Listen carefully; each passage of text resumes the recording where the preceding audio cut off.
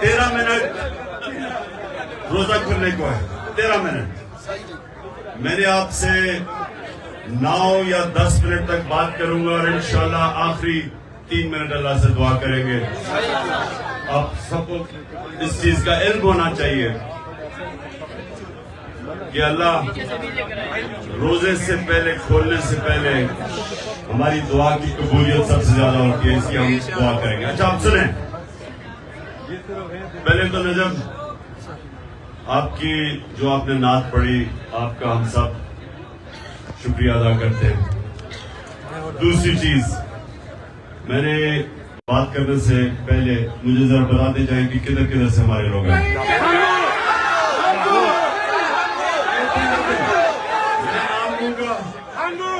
मैं नाम लूंगा, आपने बताना। लाहौर,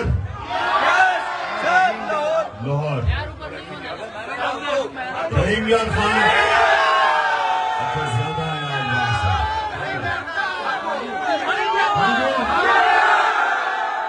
माशाल्लाह। और एक सही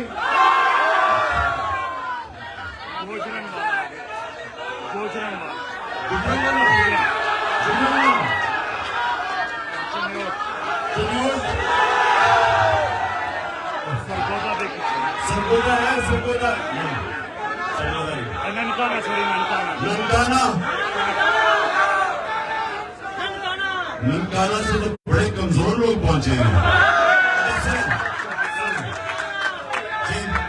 हाँ, लॉ स्टूडेंट्स हमारे यहाँ वेलकम करता हूँ, सारे लॉ स्टूडेंट्स।